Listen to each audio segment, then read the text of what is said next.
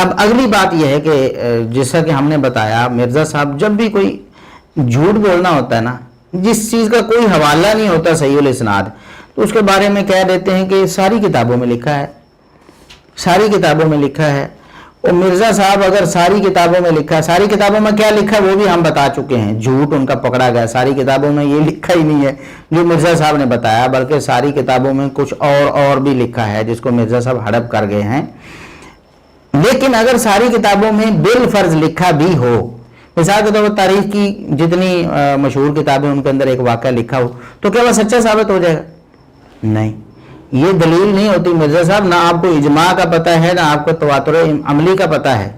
اجماع تب ہوتا جب ساری امت بیک زبان، کوئی بھی اختلاف کرنے والا نہ ہوتا، صرف نقل کرنے پر نہیں بلکہ سارے کہتے کہ یہ واقعہ ایسے ہی ہوا ہے، سب کو یقین ہوتا ہے اس بات پر کہ محمد بن ابی بکر کی لاش وہ جلائی گئی ہے گدھے کی کھال میں ڈال کر، تب تو اس کو آپ اجماع کہہ سکتے تھے۔ یعنی اس دور سے لے کر، صحابہ سے لے کر، تابعین سے لے کر، تبع تابعین سے لے کر، ائمہ دین سے لے کر، ہر بندہ یہ عقیدہ رکھتا، یہ یقین رکھتا کہ محمد بن ابی بکر کی لاش کو جلایا گیا تھا، تب تو ہوتا یہ تواتر یا یہ اجماع۔ اب دیکھیں صحابہ میں سے کس نے کہا ہے یہ کہ اس کی کھال کو اس کو گدھے کی کھال میں ڈال کر جلایا گیا؟ کسی نے نہیں کہا، حالانکہ صحابہ کرام وہاں موجود تھے اس دور میں۔ تابعین میں سے امام حسن بصری نے کہا ہے، لیکن ان کا سماع لکھا نہیں ہے۔ اور پھر آگے اقوال دیکھ لیں، مورخین کے مختلف ہیں، کوئی کہتا ہے ایسے قتل ہوا، کوئی کہتا ہے ایسے ہوا، کوئی کہتا ہے ایسے ہوا، کوئی کہتا ہے ایسے ہوا، 4 5 اقوال ہیں، کسی میں کچھ ہے، کسی میں کچھ ہے، جیسا کہ ہم بتا چکے ہیں۔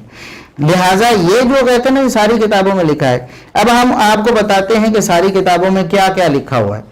نور الدین زنگی کا ایک واقعہ آپ نے بڑا مشہور ہے، سنا ہوگا سب لوگوں نے، زبان زد عام ہے۔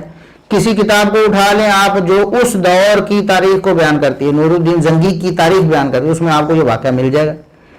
شاید ہی کوئی کتاب ہو جو اس سے خالی ہو، سب نے یہ واقعہ نقل کیا ہے۔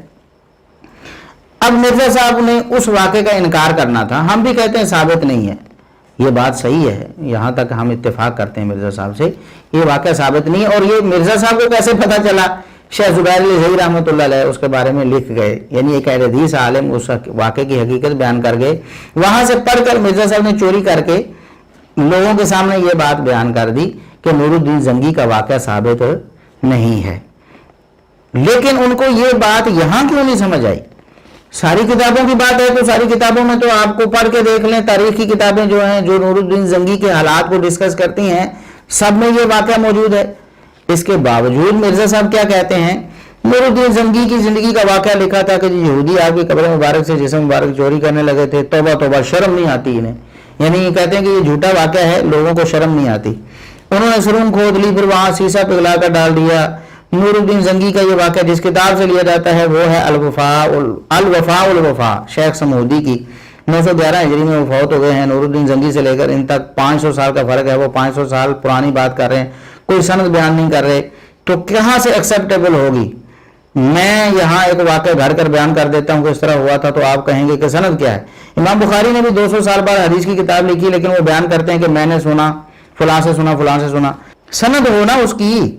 ہم کوئی داڑھی پگڑی ناپیں گے ان کی؟ امام مسلم مقدمے میں لکھا ہے کہ مدینہ میں 100 تابعین ایسے تھے جن کے بارے میں مشہور تھا وہ بڑے نیک ہیں، لیکن حدیث ان سے نہیں لی جاتی، وہ ہر سنی سنائی بات آگے کر دیتے تھے۔ یہ بالکل من گھڑت واقعہ ہے۔ نور الدین زنگی والا واقعہ آپ نے بڑا سنا ہو، یہودی جو ہے آپ کی قبر مبارک سے جسم مبارک جو ہے وہ چوری کرنے لگے تھے، توبہ توبہ، شرم نہیں آتی، انہوں نے سرنگ کھود لی، پھر وہاں پہ سیسا پگھلا کے ڈال دیا اور یہ کر دیا اور وہ کر دیا۔ بھائیو، نور الدین زنگی کا یہ جو واقعہ جس کتاب سے لیا جاتا ہے وہ کتاب ہے الوفاء شیخ سمودی کی، 911 ہجری میں وہ فوت ہوئے ہیں۔ نور الدین زنگی سے لے کر ان کے درمیان تک 500 سال کا فرق ہے، وہ 500 سال پرانی بات کر رہے ہیں اور کوئی سند نہیں بیان کر رہے، تو کہاں سے ایکسیپٹیبل ہوگی؟ میں بھی ایک واقعہ گھڑ کے یہاں بیان کر دیتا ہوں کہ اس طرح ہوا تھا، تو آپ کہیں گے سند کیا ہے؟ امام بخاری نے بھی 200 سال کے بعد حدیث کی کتاب لکھی، لیکن وہ بیان کرتے ہیں، امام بخاری لکھتے ہیں، لیکن سند تو ہونا اس کی۔ ہم اس کی داڑھی یا پگڑی ناپیں گے؟ ہم تو کہ بھائی علم کا میدان ہے، بات بیان کرو۔ اور امام مسلم نے تو مقدمے میں لکھا ہے کہ مدینہ شریف میں 100 ایسے تابعین تھے جن کے بارے میں یہ مشہور تھا کہ یہ بہت نیک لوگ ہیں، اور یہ بھی محدثین کے نزدیک مشہور تھا کہ حدیث کے معاملے میں یہ ان کی حدیث ایکسیپٹیبل نہیں ہوگی، یہ ہر سنی سنائی بات آگے کر دیتے ہیں، تو یہ بالکل من گھڑت واقعہ ہے۔ یعنی مرزا صاحب کا دل چاہے کسی واقعے کو من گھڑت کر لیں، مرزا صاحب کا دل چاہے اس کو ایکسیپٹیبل بنا لیں، مرزا صاحب کا دل چاہے تو اس کو ایکسیپٹیبل نہ مانیں۔ یہ فیصلہ کس نے کرنا ہے؟ مرزا صاحب کی انا پرستی ہے، مرزا صاحب کی सोच और फिक्र नहीं ये फैसला करना कौन सा वाक़या सही है कौन सा नहीं। यहाँ उन्होंने इस इबारत में भी बड़े झूठ बोले हैं, यहाँ हम उसकी तफसील नहीं कर रहे, किताब का नाम भी गलत लिया है, वफाउल वफा को कहते हैं अल वफाउल वफा, हालांकि ये अरबी कवायद के अतबार से ही गलत है, ये जहालत की दलील है। और फिर समूदी और वाक़े के दरमियान 500 साल का फासला, ये भी झूठ पर मबनी है, 500 साल का फासला नहीं है। और सबसे पहले अल्लामा समूदी ने इस वाक़े को नकल किया है, ये भी झूठ है, इससे पहले भी उलमा ने नकल किया है। लेकिन हम ये कहते हैं कि यहाँ तक मिर्ज़ा साहब की बात ठीक है कि ये वाक़या साबित नहीं, लेकिन पैमाना तो एक रखे ना मिर्ज़ा साहब, अगर बहुत सारी किताबों में जिक्र होना दलील है तो नूरुद्दीन जंगी का वाक़या तो बहुत सारी किताबों में है। जिन जिन किताबों में आप नूरुद्दीन जंगी के हालात पढ़ेंगे तकरीबन सब में आपको ये वाक़या मिलेगा।